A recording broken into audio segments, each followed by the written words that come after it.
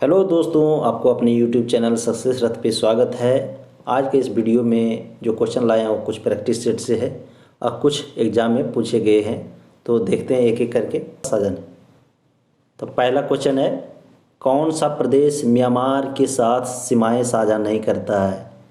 तो कौन सा प्रदेश है जो म्यांमार के सीमाएं से साझा नहीं करता है? इसका सही आंसर है ए असम। असम इसका सही आंसर है। प्रश्न 2, दमोदार घाटी परियोजना किन प्रदेशों में है? तो इसका जो सही आंसर है वो है बी झारखंड और पश्चिम बंगाल। दमोदार घाटी परियोजना भारत की पहली बहुउद्देशीय परियोजना है जो झारखंड और पश्चिम बंगाल में यह है। और इसका जो विस्तार की बात किया जाए तो इसका जो विस्तार है 24,235 वर्ग किलोमीटर। प्रश्न 3, निम्नलिखित में कौन से क्षेत्र जैव विविधता के हॉटस्पॉट क्षेत्र हैं? कौन सा क्षेत्र जैव विविधता के हॉटस्पॉट क्षेत्र हैं? तो 3 का जो सही आंसर है वो है बी नंबर, ऑप्शन बी है इसका, जो कि 2 और 3 दोनों है। 2 में पूर्वी हिमालय और 3 में पश्चिमी घाट। पूर्वी हिमालय और पश्चिमी घाट भारत के 2 जैव विविधता हॉटस्पॉट है। जैव विविधता हॉटस्पॉट मतलब उस क्षेत्र को कहा जाता है जहाँ अनेक लुप्त होती प्रजातियां पाई जाती है, इसको हॉटस्पॉट क्षेत्र कहा जाता है। प्रश्न 4, अंडमान और निकोबार द्वीप किस जलमग्न पर्वत श्रृंखला का हिस्सा है? अंडमान और निकोबार द्वीप किस जलमग्न पर्वत श्रृंखला का हिस्सा है? तो इसका जो 4 नंबर का जो सही आंसर है वो ए है, अर्कानायोमा। अर्कानायोमा पर्वत श्रृंखला म्यांमार से शुरू होती है और ये उत्तर पूर्व भारत के साथ साथ बंगाल की खाड़ी तक जाती है। तो इसका सही आंसर ए है, अर्कानायोमा। प्रश्न 5, ब्रह्मपुत्र नदी भारत में प्रवेश करते समय किस स्थान पर यू टर्न लेती है? ब्रह्मपुत्र नदी भारत में प्रवेश करते समय किस स्थान पर यू टर्न लेती है? तो इसका जो सही आंसर है 5 नंबर का वो सी है, नामचा वरवा। नामचा वरवा। ब्रह्मपुत्र नदी तिब्बत में भगीरथी ग्लेशियर से निकलती है। तिब्बत के बाद ये भारत और बांग्लादेश में बहती है। अगर इसकी कुल लंबाई की बात किया जाए ब्रह्मपुत्र नदी के तो 2900 किलोमीटर 2900 किलोमीटर है। प्रश्न 6, बाबा बुदंगिरी पहाड़ियाँ निम्नलिखित में से किस फसल के लिए जानी जाती है? तो 6 के जो सही आंसर है तो ये बी है, ऑप्शन बी, कॉफ़ी। बाबा बुदंगिरी पहाड़ियाँ पश्चिमी घाट में कर्नाटक के चिकमंगलूर में स्थित है। ये जो है कर्नाटक के चिकमंगलूर में स्थित है। अगर इसकी ऊंचाई की बात किया जाए तो ये 1895 मीटर की ऊंचाई पे है। प्रश्न 7, शीतकाल में उत्तर भारत में बारिश का मुख्य कारण क्या है? शीतकाल में उत्तर भारत में बारिश का मुख्य कारण क्या है? तो इसका जो सही आंसर है ऑप्शन ए, पश्चिमी विक्षोभ। पश्चिमी विक्षोभ भूमध्य सागर में उत्पन्न होता है और ये भारत और पाकिस्तान में वर्षा करवाने में सहायक होती है।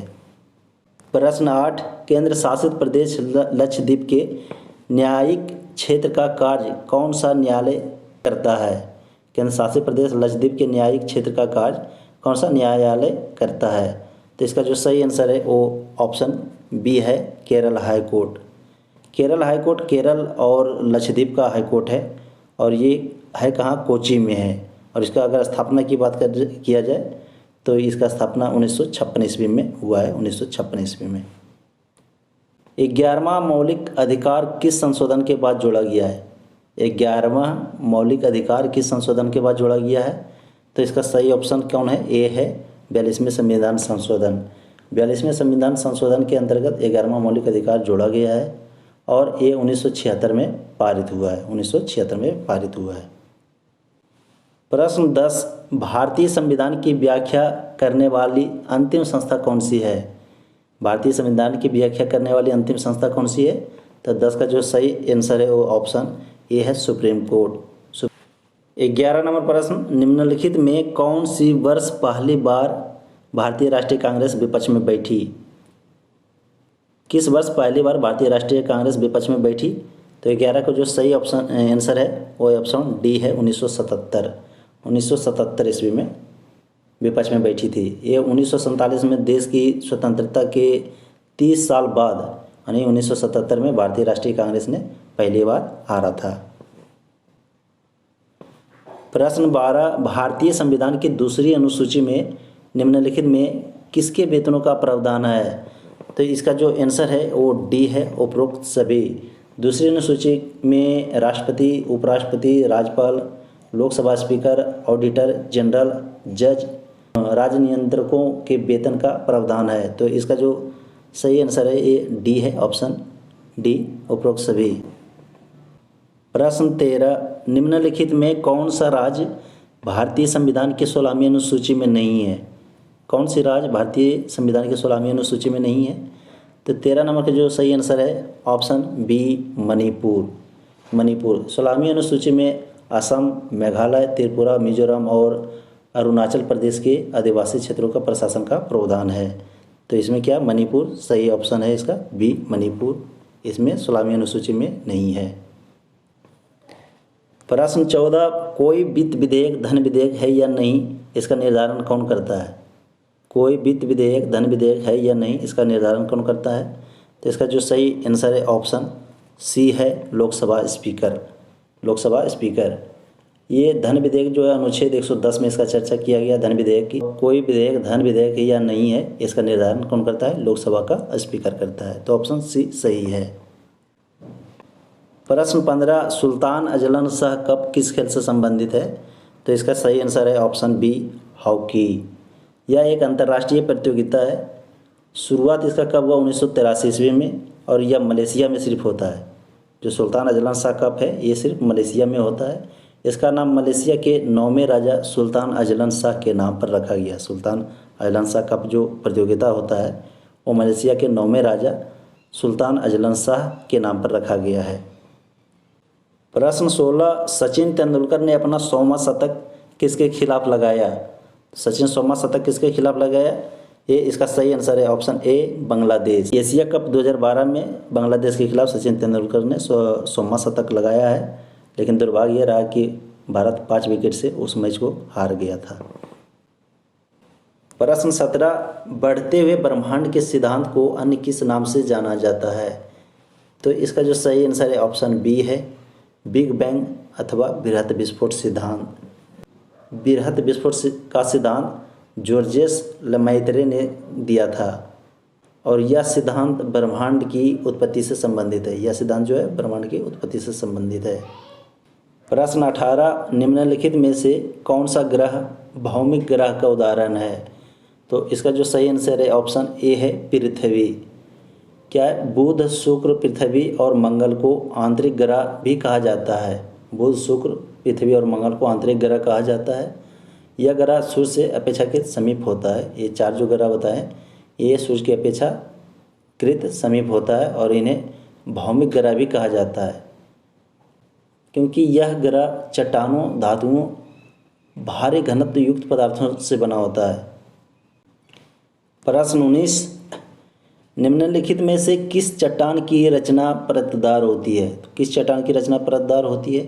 तो 19 को जो सही आंसर है वो सी है, अवसादी चट्टान। अवसादी चट्टान का निर्माण बार बार निक्षेप के कारण होता है, जिसके कारण इस चट्टान पर परतें बन जाता है।